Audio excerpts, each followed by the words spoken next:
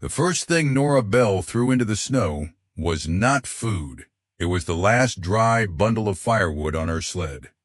Then she cut the lashings, kicked the wood down the slope, and drove her mare straight toward a dark crease in the frozen prairie. Anyone watching from the road would have thought the cold had finally broken her judgment. Nora knew the opposite was true. The firewood could keep her warm for an hour. The ground below that ridge might keep her alive until morning. This fictionalized frontier tale is set in Wyoming Territory in the winter of 1886. Nora Bell was 34 years old, broad-shouldered from years of kitchen work, stable work, and the kind of hauling that left permanent grooves across a person's palms. She had spent most of that winter cooking at a small cattle camp north of the Powder River. When fever struck her younger sister's family farther south, Nora left with a light freight sled carrying flour, lamp oil, 2 wool blankets, a kettle, dried beans, and a wrapped bottle of medicine tucked inside her coat. She had been told to wait for clearer weather.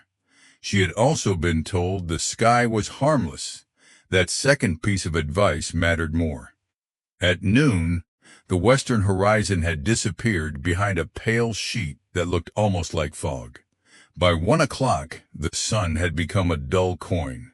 By 2, the snow beneath the sled runners made a dry squeal instead of a soft hiss. Nora had heard that sound only once before, not during snowfall, before it. Her late husband, Eli, had worked winter cattle for 12 years. He had taught her to stop watching the clouds when cold became dangerous and start watching the snow already on the ground. Fresh powder told you what had fallen. Old powder told you what the wind was about to do. The crust beside the road had begun to lift in tiny grains, not drift. Lift. That meant the wind was skimming the surface before the larger gusts arrived. Nora pulled her scarf over her mouth and looked for timber. There was none. She looked for a ranch light. Nothing. The road climbed a low ridge and vanished into white distance. Behind her, the tracks from the sled were already fading. Her mare, Mabel, kept moving, but she had shortened her stride. Nora did not ask the animal for more speed. Speed on a white road could kill a horse before weather ever touched the driver. She stood in the runners and searched the land instead. That was when she saw the crease. A dry wash cut through the prairie perhaps a quarter-mile east of the road. On its southern bank, where summer runoff had eaten into the earth, a dark horizontal line showed beneath the snow, too straight to be a shadow, too low to be a cabin. Nora remembered the abandoned stage stopping place an old stock tender had mentioned days earlier. Nothing left above ground, he had said. The roof went years ago, but some stations had stored roots, bacon, and lamp oil below the frost line. She turned Mabel off the road. The sled dropped hard through crusted snow, bounced once, then slid toward the wash. The pale sheet behind them thickened. Within minutes, the ridge was gone. The dark line became a gap beneath a shelf of frozen sod. Nora jumped from the sled and dug with both mittens. Snow came away in blocks. Under it, she found 2 rough timbers laid across a narrow doorway. One had split and fallen inward. Beyond them waited a low room cut directly into the bank, a root cellar. Most of its timber roof had rotted long ago, but the back half remained protected beneath 3 feet of packed earth. The entrance faced southeast, away from the wind that was beginning to push out of the northwest. Nora crawled inside. The floor was dirt, dry beneath the top crust. The back wall was hard clay. A timber post leaned but held. There was enough height to sit, not stand. Enough depth for one woman, one mare's saddle gear, and perhaps a small fire. That last thought nearly killed her. She led Mabel into the cut of the wash, tied her under the bank where the horse stood below the windline, then dragged the sled close to the entrance.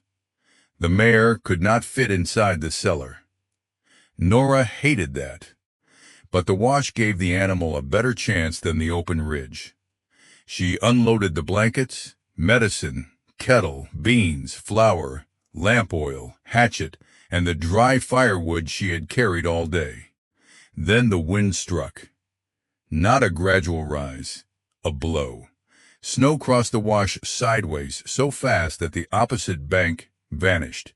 Nora shoved herself into the cellar, piled a few sticks near the front, and struck a match. The flame caught. For one hopeful minute the small room glowed orange. Then smoke rolled back from the doorway. Nora coughed and lowered her head. The wind outside was pressing into the shallow entrance at an angle, forcing the smoke down instead of letting it escape. She moved the fire forward, worse. Smoke crawled along the earthen ceiling and filled the back of the cellar. Mabel screamed outside. Nora kicked the burning sticks apart and smothered them with dirt. Darkness returned. Her eyes watered. Her throat burned. She crawled into the open air, coughing against the storm. The fire had lasted less than 5 minutes, and it had already taken something she could not replace. Dry wood. Nora stared at the blackened ends scattered in the dirt. The old instinct had been simple. Cold meant fire, but a fire required draft. Draft meant openings. Openings meant wind. The cellar did not need heat first. It needed still air. Nora looked at the sled cargo differently. Not as supplies, as pieces of a wall. The flour sack was packed dense. The bean sack was almost as heavy. 2 wool blankets could hold a layer of trapped air if they stayed dry. The empty grain bags beneath the sled seat could be stuffed. The harness pad could cover the worst seam. She dragged everything into the lee of the bank. First, she cut a short willow branch from the frozen wash and laid it across the doorway as a support. Then she folded one blanket twice and hung it over the branch. Wind snapped it inward at once, too loose. She lowered the blanket until its bottom edge lay on the ground, then placed the flour sack across it. The snapping stopped. A gap remained on the left. Nora shoved the bean sack there. Another gap opened above her shoulder where the sod had broken away. She filled 2 empty bags with loose snow from the protected side of the wash, packed them firm, and wedged them against the hole. Snow as insulation felt wrong until she pressed her bare fingertips against the packed bag. The inside surface did not feel warm. It simply did not burn with cold the way the moving air did. That was enough. The lamp oil stayed capped. The remaining firewood stayed outside. Nora had stopped trying to create warmth. She was trying to stop losing it. She crawled back into the cellar and listened. The difference was immediate. The blizzard still hammered the bank. She could hear grains of ice hiss across the blanket. But the air around her face no longer moved. She waited 1 minute. Then 2, her breathing slowed. She crawled outside again to care for Mabel. The mare's back was already whitening with driven snow. Nora led her deeper into the wash, found a place where the bank curved inward, and turned the animal so her hindquarters faced the gusts. She loosened the breast strap to let the mare breathe without pulling against the harness, and rubbed snow from the nostrils. She could not bring Mabel underground. That was the limit of the shelter. Nora would have to divide herself between 2 dangers, freeze beside the horse, or leave the horse exposed while she protected her own heat. She chose neither completely. She tied a length of harness rope from Mabel's halter to the cellar support timber. Then she crawled inside with the free end looped around her wrist. If the mare went down, Nora would feel it. If Nora became disoriented outside, the rope would lead her back. The storm deepened before dark.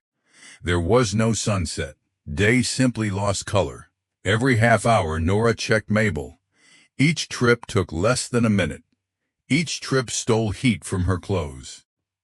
She learned to brush snow from the mare's back with a feed sack instead of her hands. She learned to turn her face away before lifting the blanket over the cellar door. She learned that one careless pause outside could make her fingers clumsy for 10 minutes afterward. Inside, she sat on the second wool blanket with the medicine bottle tucked between her thighs so it would not freeze. She ate 3 spoonfuls of dry beans softened in water from the kettle. No fire meant no hot meal. That was another cost, but the cellar remained dry. The earth around her held the day's stored temperature better than any thin-walled shed could have done. The entrance faced away from the strongest gusts. The snow collecting against the outside blanket added another layer. The storm was slowly building the barrier that kept the storm out. Sometime after full dark, the rope around Nora's wrist jerked twice. She sat upright. Mabel moved often enough to make the line tremble. But this was different. 2 sharp pulls, then stillness. Nora reached for the hatchet and crawled to the entrance. Before she lifted the blanket, she heard something above the wind. A bell. One dull note, then another. Not Mabel. Her harness carried no bell. Nora pushed the blanket open 2 inches. White darkness filled the wash. The bell came again from somewhere uphill, a horse bell. Someone was moving in the storm. Nora closed the entrance and sat back. The sensible choice was to stay where she was. The cellar was working. Her clothes were still dry beneath the outer layer. Her hands still obeyed her. The medicine had not frozen. Mabel was standing. Going out could destroy every advantage she had earned. The bell sounded again, farther to the left this time. Whoever carried it was not following the road anymore. Nora untied the long trace rope from the sled, knotted one end around the cellar post, and wrapped the other around her waist. She gave herself perhaps 60 feet, no more. Then she stepped into the white. At 10 feet, the cellar disappeared. At 20, Mabel became only a shape. At 30, Nora could see nothing except the rope entering snow behind her. She shouted once. The wind flattened the word. The bell answered. Closer. Nora moved toward it until the rope tightened around her waist. End of line. She planted her boots and shouted again. Nothing. Then a dark shape burst through the blowing snow, so suddenly she raised the hatchet. A small horse stumbled sideways into the wash. Its reins dragged. A brass bell hung from the neck strap. Behind it, a man clung to the tail of the saddle. Behind him came a second shape, lower to the ground, a woman on hands and knees. Nora dropped the hatchet. She reached the man first, grabbed his coat, and forced his hand around the rope. Hold this. Don't let go. He nodded, but his eyes did not focus. Nora crawled to the woman. She was older, perhaps near 60, with one boot missing and a wool stocking crusted white. Nora did not ask what had happened. Questions could wait. She put the woman's arm across her shoulders and pulled. The 3 of them followed the rope back 1 knot at a time. The horse followed because the man held its rein. Mabel appeared first, then the dark bank, then the blanket door. Nora pushed the older woman inside and sent the man after her. The cellar had been tight for 1 person.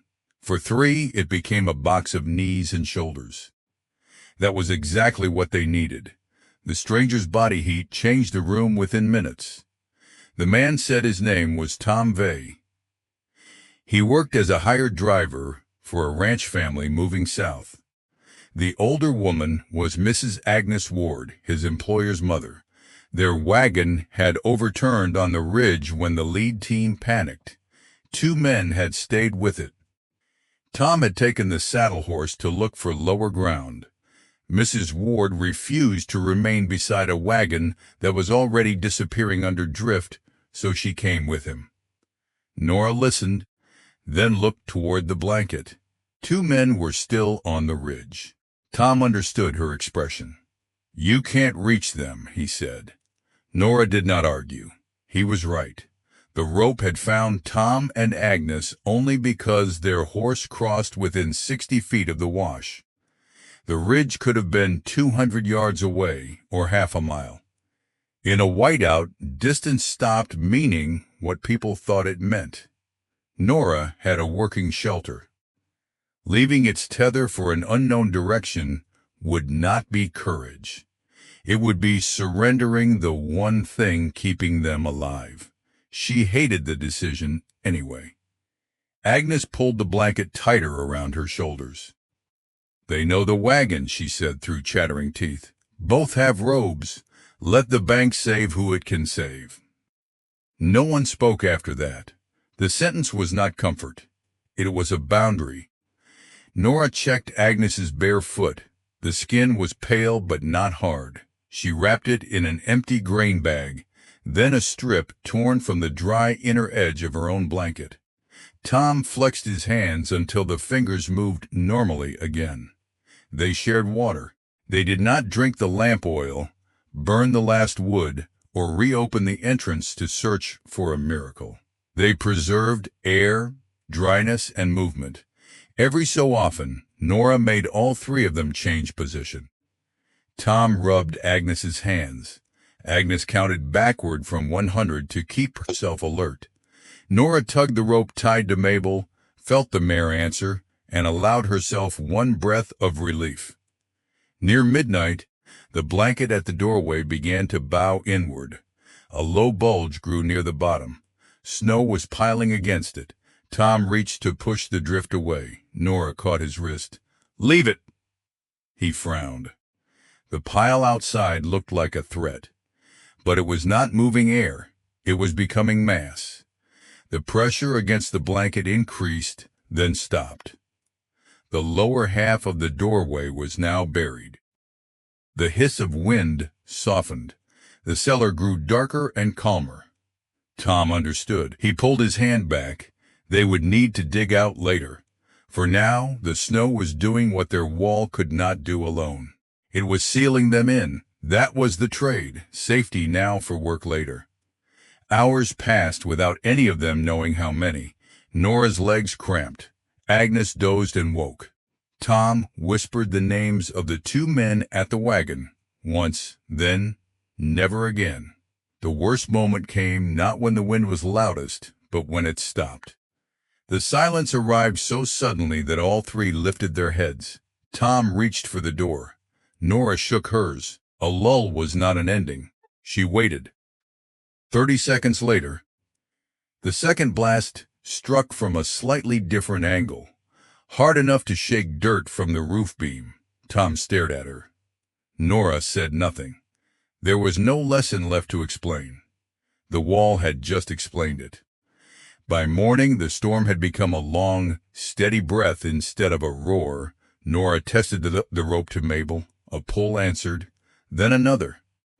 She waited until the line stayed slack and calm for several minutes before digging. The doorway opened from the top first. Gray light entered as a narrow blade. Tom used the kettle as a scoop. Nora used the hatchet handle. Agnes passed loose snow behind them until there was room to crawl. Cold air rushed in, but it did not carry the violence of the night. Nora pushed through. The world above the wash had been erased. The road was gone. Fence posts showed only their tops. The sled had disappeared beneath a smooth drift except for one runner. Mabel stood in the curve of the bank, white across the back, trembling but alive. Nora pressed her forehead against the mare's neck. Then the Bell horse answered from farther down the wash. It, too, had found the lower ground and survived. Tom climbed to the ridge carefully. He was gone a long time. When he returned, he was alone. Nora did not ask immediately. His face already carried the answer. The overturned wagon was nearly buried. One of the men had survived inside a pocket formed by the wagon box and a heavy buffalo robe. The other had left during the night, probably trying to find the road. They found his tracks for only 20 yards before the drift swallowed them. No one searched farther that morning. The storm had ended, but the cold had not. That was the next limit. Survival did not become safe merely because the sky became quiet. The 4 survivors spent another 2 hours in the wash, feeding the horses small handfuls of grain and freeing the sled. They kept the cellar entrance open enough to use again if the wind returned. Then Tom cut a strip from the black wool lining of his coat and tied it to the tallest willow above the bank. "So we can find it from the road," he said. Nora looked at the little strip snapping in the cold air. It was barely visible from below. From the ridge against white snow, it stood out like ink. They added another marker 20 paces away, then another, not a trail to a town, a trail to shelter. They reached a ranch by late afternoon. The missing driver was found 2 days later in a shallow draw less than half a mile from the road. He had walked past lower ground several times, searching for a building that did not exist. The difference was hard to ignore. One group had kept moving across the exposed surface. The others had gone below it. Nora never called the root cellar a miracle. It had nearly suffocated her when she tried to force a fire into it. It could not shelter the horses completely. It demanded dry clothing, a windward seal, constant attention, and enough discipline to remain inside when panic argued for movement. It worked because the earth blocked the wind, because the entrance faced away from the hardest gusts, because trapped air was protected, and because 3 frightened people stopped spending heat faster than their bodies could make it. The lesson spread without speeches. Freighters began marking low banks, dugouts, abandoned cellars, and protected cuts they already knew along winter routes. Ranch hands cleared some before the first heavy snow. Where no natural hollow existed, they dug shallow storm pits on the lee side of ridges and covered them with timber and sod. Nobody pretended those places could make winter harmless. They marked them because the open prairie punished the same mistake again and again. People searched for a roof when what they needed first was a windbreak. They searched for fire when what they needed first was to stop heat from leaving. And they searched for distance when the safer direction was sometimes down. Nora delivered the medicine 3 days late. Her sister recovered. Nora did not keep the black wool markers as souvenirs. She did something more useful. The following autumn, before the first hard freeze, she rode the same road with a shovel, a hatchet, and a bundle of dark cloth strips. At every usable cut, she cleared the entrance. At every hidden cellar, she checked the roof. At every place where the land itself could take the force of a north wind, she raised a marker high enough to be seen above drift. By dusk, small black flags stood across the white ridge line. The last one moved in the wind above a low bank beside a simple wooden arrow. The arrow did not point toward a town. It pointed down,